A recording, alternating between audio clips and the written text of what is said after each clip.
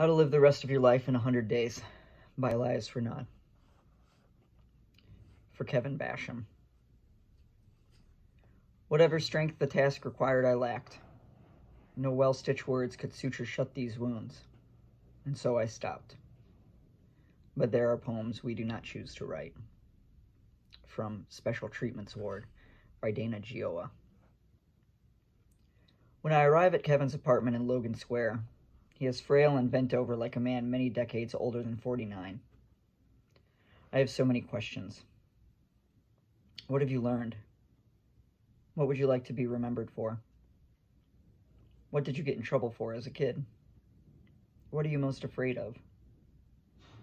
His apartment is clean, well decorated, and dark.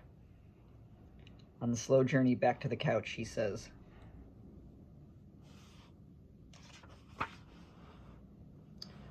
"Do I know you?" "Yes, I'm Eli." And after some awkward minutes of heavy silence, punctuated by Kevin's labored breathing from the work of heaving his body off the couch, walking to the door, opening the door, and shuffling back to the couch, he says hoarsely, "Oh, of course, Eli. I'm sorry, my meds make me confused sometimes." He regains his composure, leans forward on the couch, squints in my direction. He compliments my tan by grazing my left arm with 3 fingertips as he whispers, "You're a good color." I ask him to start at the beginning. My apartment was looking beautiful. Everything was coming together. I was getting my life back together. Everything was working. By Christmas, I wanted to have a party, have people over. But then I got wore out, tired all the time. I had to go to the hospital. I said, "Doc, give it to me straight. Lymphoma cancer, stage 4, untreatable. I think 4 to 6 months to live." Kevin says, 100 days. My friends came out of the woodwork, which was you. We have a little history together. He puts his head down, takes some breaths, removes his baseball cap, rubs his baby bird's scalp. "I'm going to leave a huge burden of debt on my mother. She has never lived out of the state of Kentucky, has never made more than $20,000 a year, can't afford a $10,000 funeral to bury her baby boy. My mother told me I bought the tombstones and plots years ago. She said, 'Son, I'll only owe $5,000 for your funeral.' I said, 'My goal is to get you that $5,000. When I visit Kevin, I help him send text messages and take medication and load the dishwasher, and we agree. Dying is not only sad, but also supremely boring. And there's a moment in our conversation, which he agrees to let me record, because I want to write something about him. I ask him if he wants to leave something behind in the form of art, of writing, and he's eager, says yes, wants to share his life, because don't we all? When he asks me to go and get myself a drink in the kitchen, and I oblige, and the recording continues. Alone in my apartment hours later, days later, weeks later, for the rest of my life, I hear Kevin swallow a gulp of peach tea. Then he gulps air 3 times, opens a bottle of pills, shifts his aching frame from hot spot to spot. He remembers the last time he saw me before this day of our reunion, on Clark Street, some cold night years earlier. Says I told him I lived over on Paulina. Asks if that was true.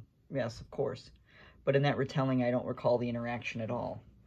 I look everywhere, but cannot find that memory. I lie and tell him I did remember. Arched eyebrows, using the high end of my register, nodding emphatically. Yes, yes, of course. I say, how could I forget? I haven't had a heart-on in 6 months. Nor do I want one. Just doesn't sound appealing. And it's too late now anyway. My mother hasn't flown in decades. She was up here the next day after my diagnosis. I left the hospital with them, my mother and sisters, and my mother was mothering as shit. She just wants to take care of me. She doesn't want me to be alone, and it's sweet, but I'm going to start giving her my anxiety medication if she doesn't chill out. He pauses, then whisper speaks as he glides his hand across the table to the tattoo on my right arm. I always wanted to do the words around my forearm. I lean closer to him, so he can reach more of the text. I say, they're lyrics to a Pearl Jam song, and suddenly he bursts to life. Mine were going to be lyrics to a Morrissey song. Just knowing someone felt that way, that anybody felt that way. Someone famous felt that way and wrote it down, and that was how I felt too. So there must have been lots of us that felt that way. What way? This way. Criminally vulgar. No one in particular. It is then that I remember once he said of his prognosis, I'm adjusting, and I misheard him as saying, I'm majestic. He is out of breath when he looks for his phone. He rustles the sheer curtain. He dictates a text to be sent. He adjusts his baseball cap over the forehead wound that will outlive him. He asks me to wash a bowl full of cherries. He hiccups, painful and loud. He talks again about how he misses physical contact, wants a body next to him, loves his mother's avian frame nestled against him, hungers for his sisters holding his hand or caressing his face, his friends cradling him while they watch TV or fill out end-of-life paperwork. His hospice nurse stops by, sits in his wheelchair, challenges Kevin to outlive his doctor's best guess. Let me tell you my problem with you, she starts. God has the final say, and I know I'm not supposed to talk about religion, but you I'm giving everything away. I'm getting in the box. They gonna mail me off where my mama is, and my dog is there. And we all laugh a little about that last bit, but she's not done and goes on. But today and every day, look, my mama and my grandmama was in hospice. That's why I do hospice. They outlived what the doctors told them, and the only problem I have with you is you accepting it like an expiration date. Kevin glances from carpet to window to blanket and kindly. I'm just going home. I'm not giving up. But he died only a few days after the move. Does that mean he gave up? Or was it just another going home? On my way back to the living room from the bathroom one afternoon, I peek at his prescriptions and one stands out. Clonazepam, a benzodiazepine used to treat anxiety. Kevin takes the same drug to die as I do to live. I think one of us must be lying to ourselves. I learned that, as a kid, Kevin had a short temper and no fear and poor depth perception. One eye is egg-shaped, so that cornea doesn't line up with his retina, so one eye is blurrier than the other.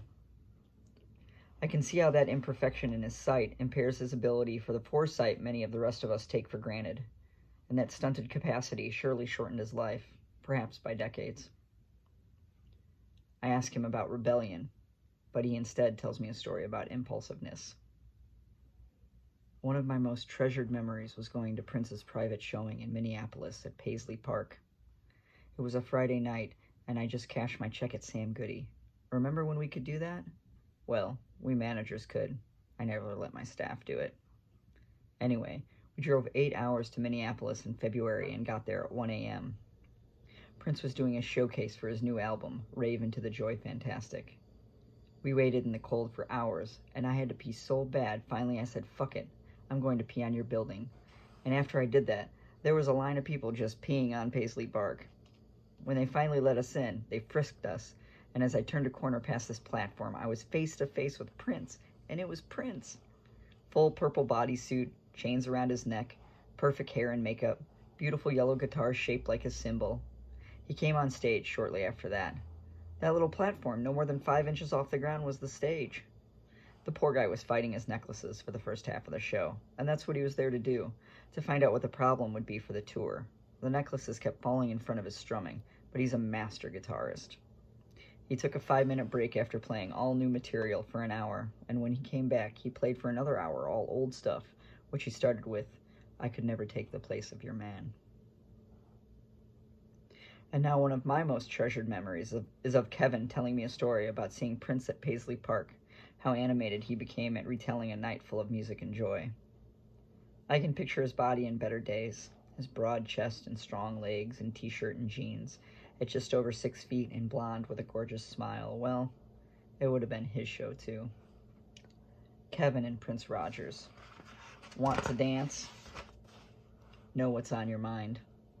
Couldn't be satisfied. Kevin holds ice cold in his mouth, like an actual ice cube when talking about watermelon or popsicles. He savors the phrase while thinking about the respite from the pain that only something crisp and chilled in his mouth gives him. He puts his skeleton arms around my neck when I help him into his shorts. His hands hang limply at the end of his forearm sticks as I lift his tall eggshell body off the couch and into the wheelchair. In those moments, I feel a respite from the pain of feeling helpless while watching my friend die.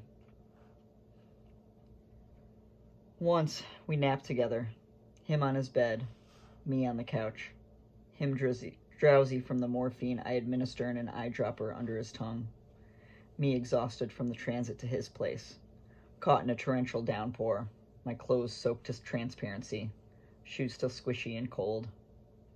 I nod off, but not before him.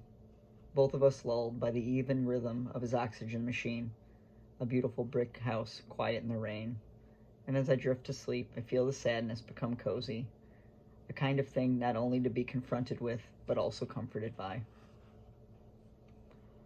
On the L on the way home that night, I consider the rails and ties and planks of the train track, board after board evenly spaced and nailed down.